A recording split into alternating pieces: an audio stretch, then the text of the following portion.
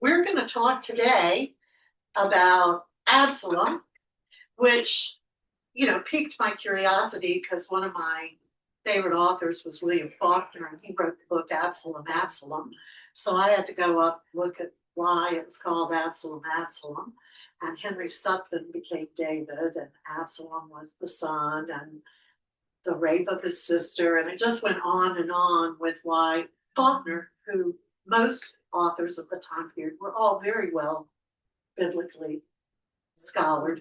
You learned the Bible, you read the Bible, and so he had, and Shakespeare, because one of his other famous ones was The Sound and the Fury, named after the play, which name is not to be spoken in a theater, Macbeth, because it's bad luck. So we're going to start with Psalm 3, and Psalm 3 is the psalm that David wrote when he fled from Absalom, his son. And the word Selah or Selah occurs 3 times, in 71 times in the Psalms, 3 times in Habakkuk. Though its precise use is unknown, it was most likely a musical sign, is what most people think it means. 3 suggestions are: it was a musical direction to the singers and orchestras to play forte or crescendo, to play louder or to play softer, or it was a signal to lift up the hands or the voice in worship, or to the priest to give a benediction.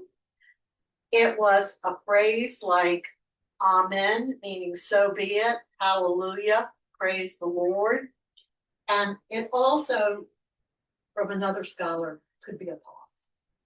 So no one really knows exactly what the purpose was, but there are lots of suggestions from different scholars as to what that can mean.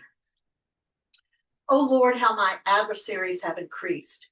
Many are rising up against me. Many are saying of my soul, there is no deliverance for him in God. But you, O Lord, are a shield about me, my glory, and the one who lifts my head. I was crying to the Lord with my voice, and he answered me from his holy mountain. I lay down and slept. I awoke, for the Lord sustains me. I will not be afraid of 10,000s of people who have set themselves against me round about. Arise, O Lord, save me, O my God. For you have smitten all my enemies on the cheek. You have shattered the teeth of the wicked. Salvation belongs to the Lord. Your blessing be upon your people. I found this psalm to be kind of interesting. But you, O Lord, are the shield about me, my glory, the one who lifts my head. As we've studied David, we've discovered that David is not a biblical hero in the sense of he did everything right. He did many things wrong. Yet, he constantly found himself turning to God. Sometimes he chose to go a different way. Sometimes God said, I want you to do this. And David was like, I'm going to do this instead. I find David immensely relatable, just like I always found Peter immensely relatable. I think I'd probably be the one who always had something extra to say when Jesus taught us something. All right, let me just make sure I got this straight. Is this what you meant by that lesson? And Jesus, I could just see Jesus sometimes go, oh, how many times do I have to explain this to you, knucklehead? And I told Jeff after my mother died, I said, I feel such a sense of relief. And he goes, because she'd been ill? And I said, no, because now I have an advocate up there. And she's such a good person. She's going to be standing right there by God. And when I do something stupid, she's going to turn to him and go, she's got a good heart. Let's remember, she's got a good heart. And I said, despite all that David did that was wrong, and there was a multitude of things, he is still called a man after God's own heart. God chose him and anointed him to be the king of Israel. And this didn't mean he thought he was perfect. He's also in the lineage of Jesus. So it gives me hope that God can do extraordinary things with those of us that are ordinary, or even those of us that are less than ordinary. I want to just review a little bit. Absalom's birth was the result of a political marriage between King David and Maacah, Maacah, the daughter of the king of Geshur. Geshur was an Armenian kingdom that lay east of the Sea of Galilee, and we found it last week where Geshur was, within the allotted land of Manasseh. While David's affair with Bathsheba was certainly one of passion, at least on his part, his marriage to Micaiah was less romantic. It was a political coming together to cement the peace, to bring about political stability in that area. This was a way to maintain friendly relations and keep populations on friendly terms. Despite Absalom's status as a son of a political marriage, David's love for him was never in question. David loved him immensely. On the other hand, Absalom, once everything was done and he killed Amnon, which we talked about last week, he used his position with his grandfather to escape into Geshur. I'm going to go home to granddaddy, and he'll keep me safe.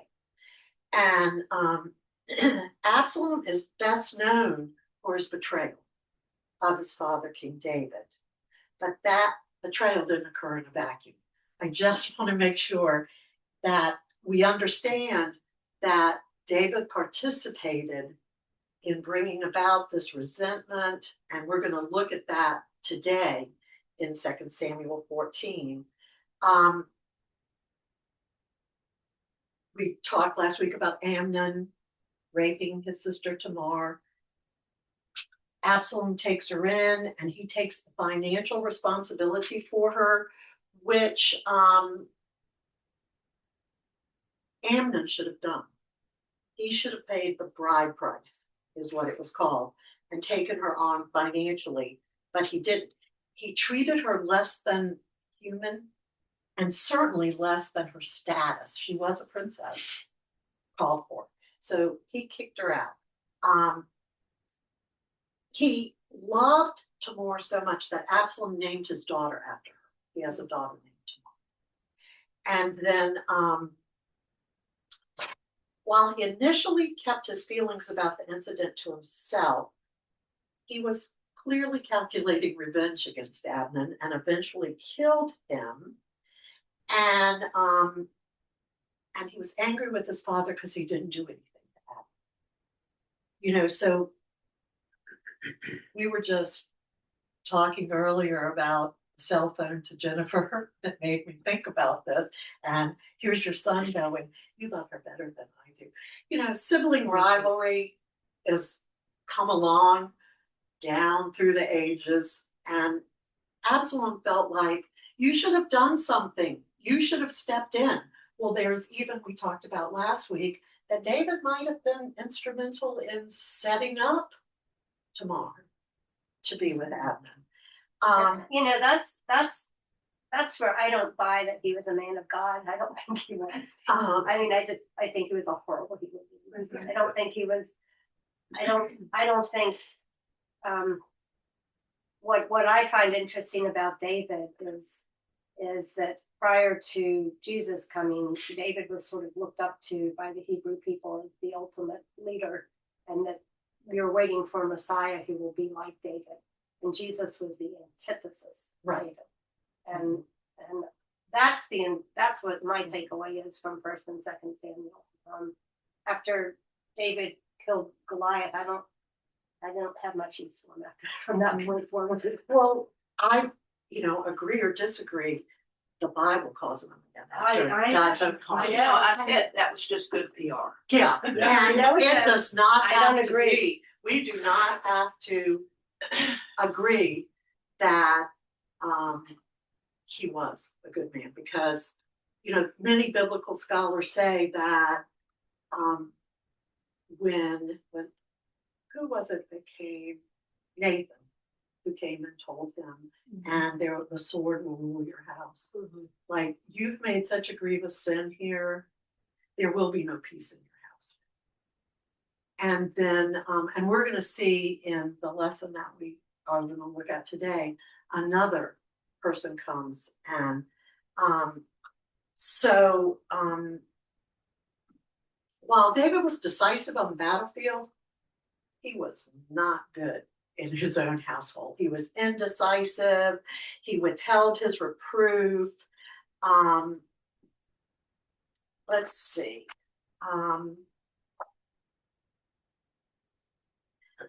Okay, then would you read Sarah? Chapter 14. Yeah, through hold on. Through 14:1 to 11. And Joab, son of Zeruiah, knew that the king's mind was on Absalom. And Joab sent to Tekoa and fetched a wise woman from there and said to her, "Take up mourning, pray, don mourning garments, and do not rub yourself with oil, and you shall be like a woman, a long while mourning over a dead one. And you shall come to the king and speak to him in this manner." And Joab put the words in her mouth, and the Tekoa woman said to the king, and she flung herself on her face to the ground and bowed down, and she said, "Rescue, O king." And the king said to her, "What troubles you?" And she said, "Alas, I am a widow woman.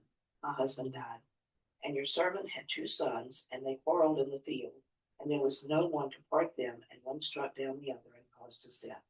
And look, the whole clan rose against your servant and said, 'Give over the one who struck down his brother, that we may put him to death for the life of his brother whom he killed, and let us destroy the heir as well.' And they would have quenched my last remaining ember, leaving my husband no name or remnant on the face of the earth." And the king said to the woman, "Go to your house, and I myself shall issue a charge concerning you." And the Tekoa woman said to the king, "Upon me, my lord the king, and upon my father's house, let the guilt be, and the king and his throne shall be blameless." And the king said, "The man who dares to speak to you, I will have brought to me, and he will not touch you any more." And she said, "May the king pray, keep in mind the Lord your God, that the blood avenger should not savage this much, and let him not destroy my son." Okay, is that it? Did you go through 11?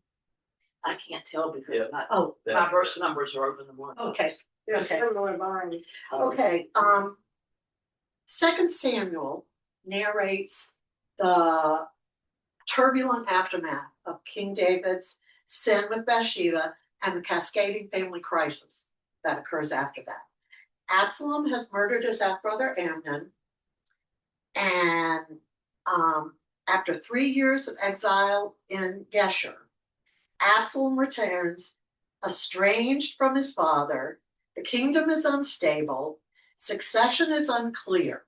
Joab realizes, though, that David misses Absalom, and he's torn between justice for Amnon's blood and paternal compassion for Absalom. The Torah requires capital punishment for murder. That's in Numbers 35:31.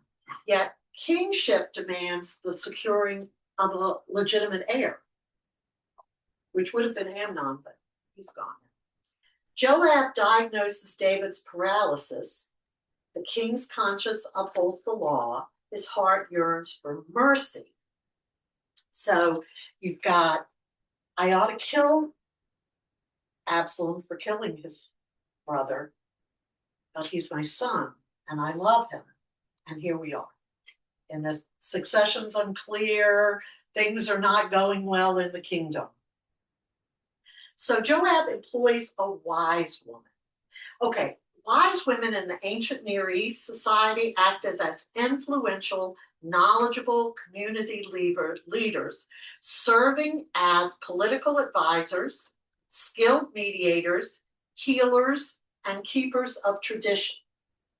Operating within a primarily patriarchal structure, they utilized wisdom, intelligence, and oratory skills to influence key events and resolve conflicts, sometimes holding more authority than their male counterparts did. Okay, while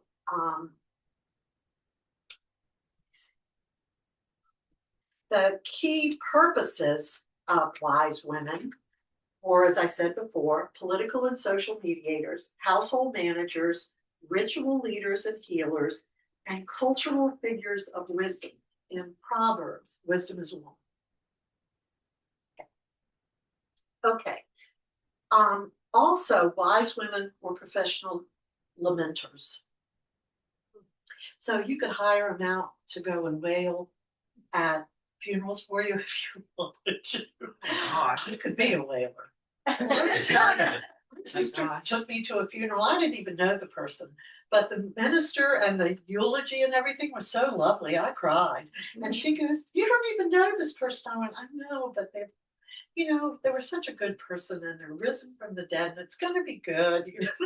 She goes, "You should hire yourself out just to go to funerals and weep." I said, "Okay." If Joab had approached David in a military way, that wouldn't have worked out well. Then approaching the king as a mother in sorrow softened David's royal defenses. And then there is a precedent in the Bible of prophetic storytelling. Let's tell a story, and we've got Nathan telling the story. And so there's a lot of that. Tekoa was south of Jerusalem and Judah's hill country. Archaeological debris says that it did exist when David was king. And Saul had recruited counselors and wise women from Tekoa during his time as king. Okay, David was troubled about his estranged relationship with Absalom. And Joab, being the military leader, decided it's not good for him to be in a foreign country. We got ferment and turmoil brewing over there, and things are not stable here. I better get him back and get him straight. Always the military leader, Joab, always trying to keep things stable. And then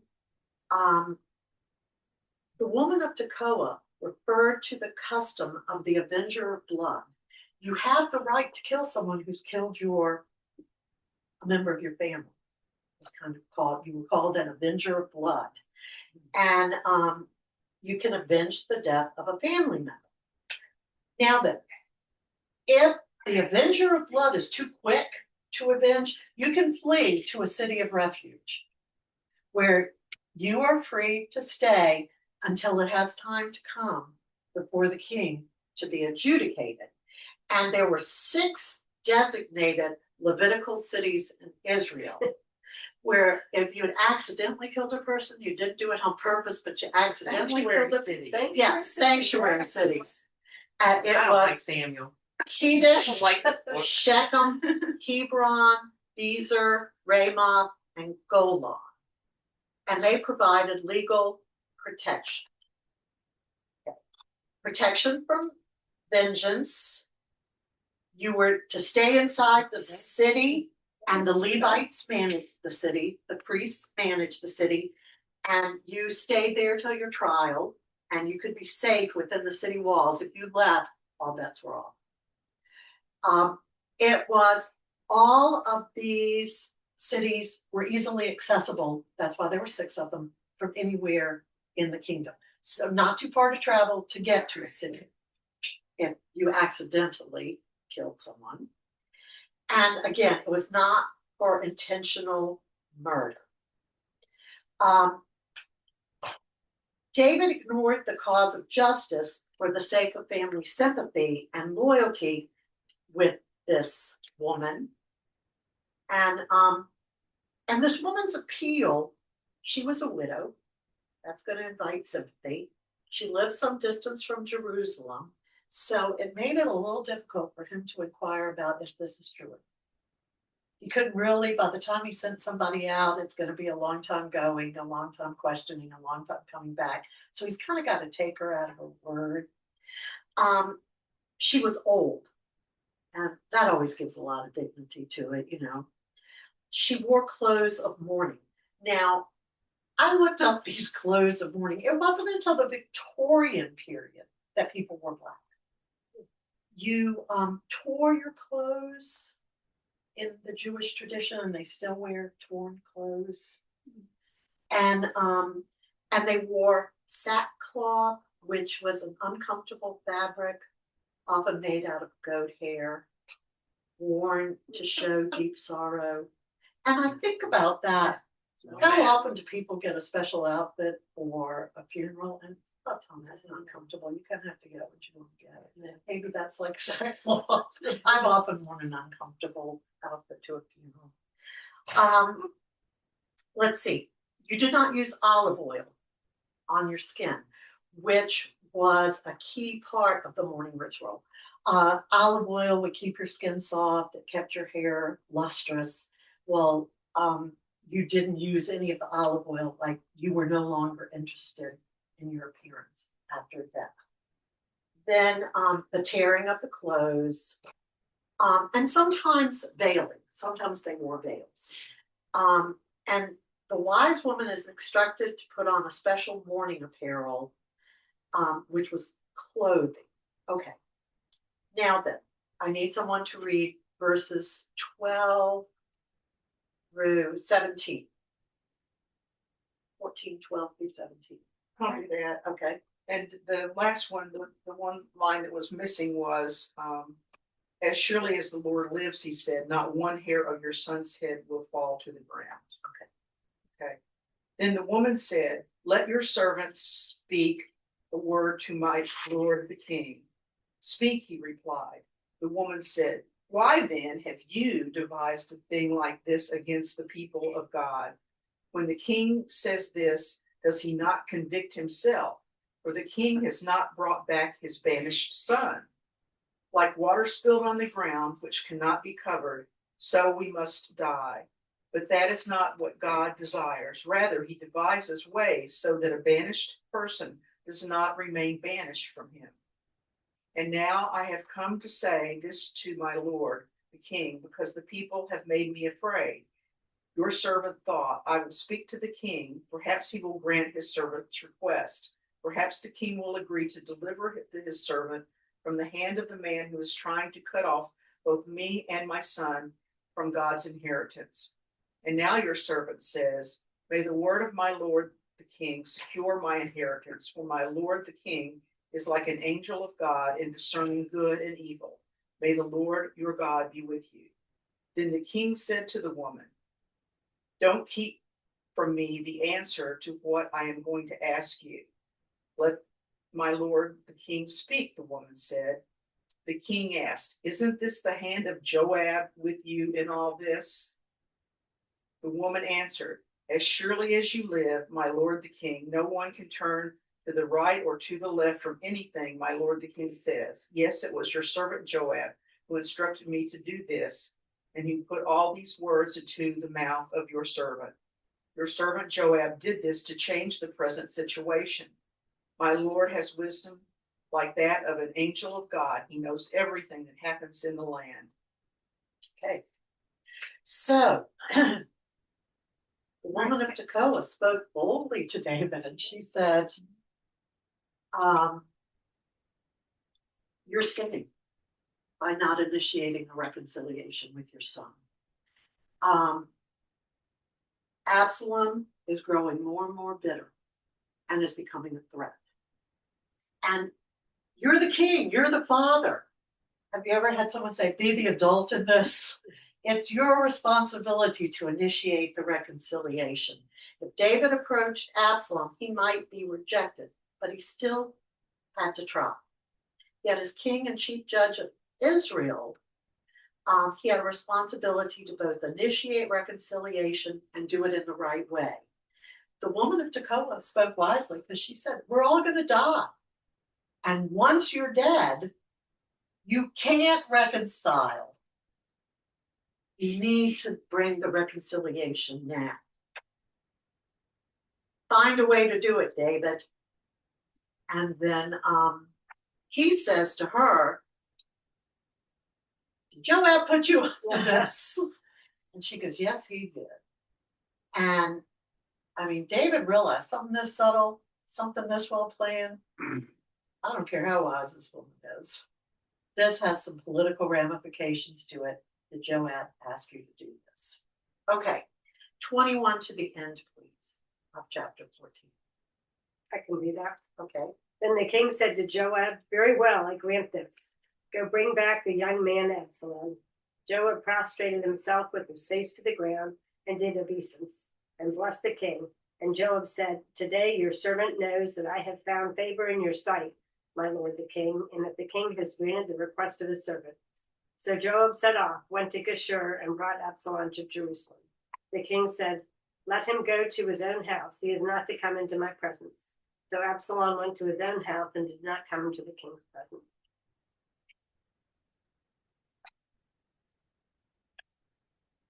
I'm sorry. To the end. To the very end. Okay. Now in all Israel there was no one to be praised so much for his beauty as Absalom. From the sole of his foot to the crown of his head there was no blemish in him. When he cut the hair of his head, for at the end of every year he used to cut it. When it was heavy on him, he cut it. He weighed the hair of his head 200 shekels by the king's weight. There were born in Absalom 3 sons and 1 daughter, whose name was Tamar. She was a beautiful woman. So Absalom lived 2 full years in Jerusalem without coming into the king's presence. Then Absalom sent for Joab to send him to the king, but Joab would not come to him. He sent a second time, but Joab would not come. Then he said to his servants, look, Joab's field is next to mine, and he has barley there. Go and set it on fire. So Absalom's servants set the field on fire. Then Joab rose and went to Absalom at his house and said to him, why have your servants set my field on fire? Absalom answered Joab, look, I sent word to you. Come here that I may send you to the king with the question, why have I come from Geshur, if it would be better for me to be there still? Now let me go into the king's presence. If there is guilt in me, let him kill me. Then Joab went to the king and told him, and he summoned Absalom. So he came to the king and prostrated himself with his face to the ground before the king, and the king kissed Absalom. Okay. So the king says, Joab, go bring him back. But go let him live in his own house. He is not to come and live in this house. He's not to see my face. So now he's been gone for 3 years and he lives in the house for 2 years. And while he's living there, Absalom keeps sending to Joab, hey, I want you to go and ask my father a question. Hey, I want you to go ask your father a question. My father a question. And Joab, he's just happy that he's got Absalom close enough to keep an eye on him. And he can kind of, tell if he's trying to create a uprising, an insurrection, a coup, or anything like that. And he won't come. And so finally, Absalom says, go set his fields on fire. I'll come over and see if he's going to come. Go egg his car, go toilet paper his house, go set his fields on fire. And so then Joab came and said, I just set my fields on fire. And Absalom says, I want you to go ask my father. Why did he send for me from Geshur? What's the purpose of me being here? And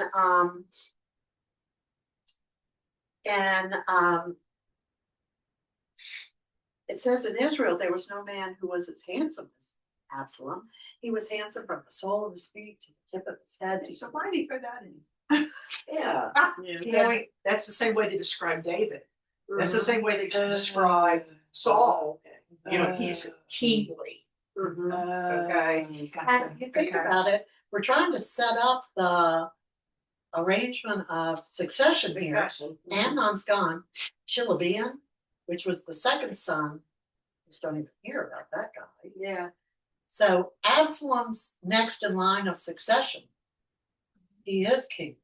He looks kingly. He's going to be someone they're going to say, yeah, I would go out there and see this. You know, haven't we said certain people look presidential and then other people didn't, you know?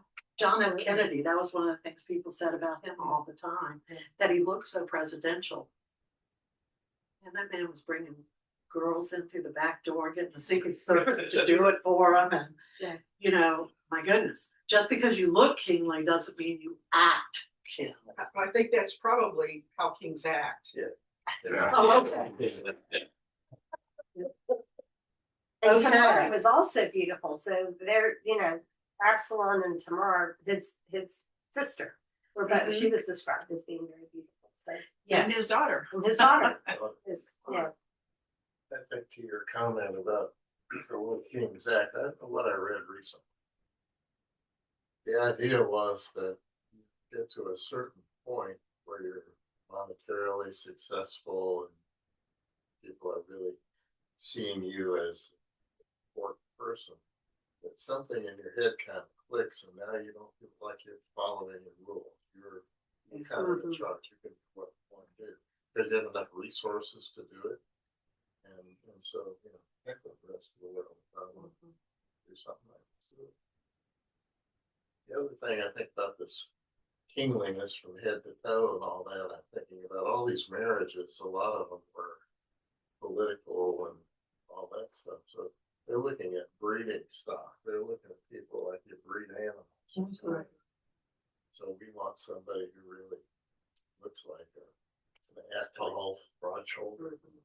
Well, and we talked last week about, you know, that the laws of Moses had not been, you know, they were stuck in an ark somewhere, you know, that they probably didn't have all of the rules and regulations about what that you could or could not marry your sister. Yeah. You know, that they were following more of the Egyptian and the Canaanite rules and regulations and not so much the laws put together by the Hebrews. And look what happened to the royalty of Europe. They intermarried so much that, you All know, kinds of Because they could issues. only marry other royalty. And then you've got, you know, and Go. many people believe that's where the hemophilia came into the Russian royal line, was too much intermarriage and, you know, madness and all kinds of, you can That only. explains why all our leaders are crazy. Exactly. Crazy as bed bug. That's right. And Absalom says to Joab, ask him why I came from Gesher. Tell him if there is any iniquity in me, let him execute me. Like, kill me now. But that also says that Absalom's not remorseful for what he did. I was an avenger of blood. He sees it that way. The Torah says you can't avenge the blood till there's been a trial. That's why they set up the cities of refuge. So we've got, as you said, everything's not spelled out too clearly. Absalom's saying, I was an avenger of blood. And David is saying the Torah says you're supposed to be killed for killing, capital punishment for a murder. And it just, his whole world is crumbling down around. One of the things that I find extraordinary in this whole passage is David's complete disregard for his daughter. I mean, there's nowhere where he worries about her and what happened to her. And I realized that women back then were like property, but still, she was his daughter. And I mean, if someone who's been a parent, it's hard for me to believe that you could just have no regard whatsoever for one of your children and what had happened to them. I mean, that's a big yet another strike against David in that book. Biblical scholars David refused to see his son for 2 years after he returned. He spent 3 years, so that's 5 years now. And some say David was trying to balance justice and mercy. David couldn't fully pardon the murder of his son Amnon, so half forgiveness served as a punishment. You can come back to Israel, but you can't come back into the royal family. Political caution. Absalom was popular, but he was also dangerous. Keeping him at a distance allowed David to manage the political fallout and keep a potential rebel under house arrest. And then some scholars suggest lingering guilt, like, I'm very aware that I did a sin with Bathsheba. My son died. I killed her husband. What a hypocrite. Some scholars say that. Then all of this, though, just created further bitterness in Absalom. Then the king kissed Absalom. He offered him forgiveness without any repentance or resolution of the wrong. As you said, no regard for the fact that his daughter was wrong. Yeah, I've got an interesting footnote here. It says the king kissed Absalom. And the footnote says the noun used rather than David, so it talks about the king, not David, may suggest that this is more of a royal or official kiss than a paternal one. Yeah. So it gives Absalom no satisfaction as his initiative, the reputation in the next episode. So Absalom's back. He can come into the royal court again, but we're going to see him begin to plot his revenge against him. Because his hatred and his bitterness are going to have. And he's not going to end up getting to be king.